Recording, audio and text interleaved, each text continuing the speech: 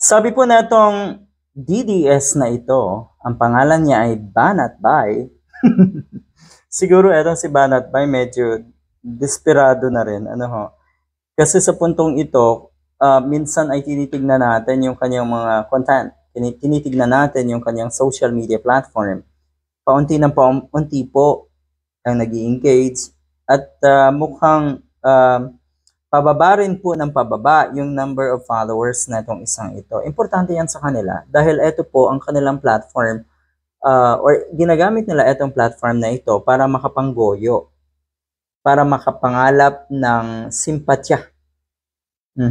Simpatya galing sa ating mga kababayan. Importante sa kanila ang mga social media platform nila. Totoo yun. Totoo yan. Ay pababa ng pababa. Ano ang ibig sabihin? Wala na pong naniniwala kasi sa mga pautot nyo. At darating sa punto na kayo'y lilipas talaga.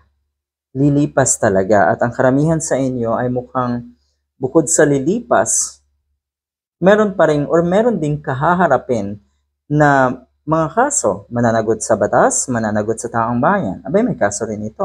Sinampahan ito ng kaso ni Senator Trillanes. Pero huling-huli siya dito sa kanyang binitawang salita. So, yun nga. Ibig sabihin, etong mga kampon ni Kibuloy, KOJC, yan ba yon? Etong mga kampon ni Kibuloy, ay totoong tinatago nga etong si Kibuloy.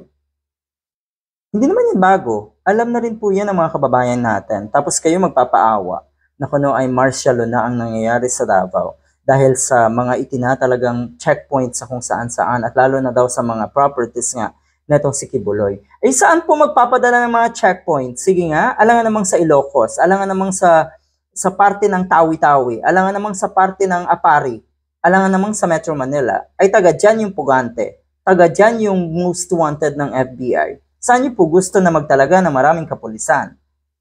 Sa ibang bansa? Ay hunghang naman itong litsugas na ito. Ano ho? Ginigipit daw ang KOJC para isuko si Pastor Kibuloy. Bakit niyo alam na ginigipit? So alam niyo rin sa sarili niyo kasi na itinatago niyo si Kibuloy. At yun naman ay alam ng mga kababayan natin. Alam po yan ng mga kababayan natin. At lalo na alam yan ng kapulisan.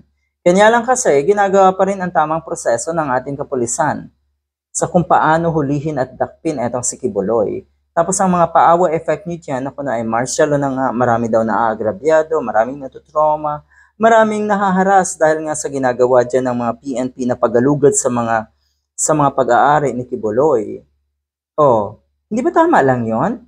Halimbawa, may isang wanted. Saan ba unang hanapin? Hindi ba't sa bahay niya? Saan ba ang pamamahay at pag-aari ni Kibuloy? Nandyan po sa Davao. For Diyos por Santo naman. Good luck.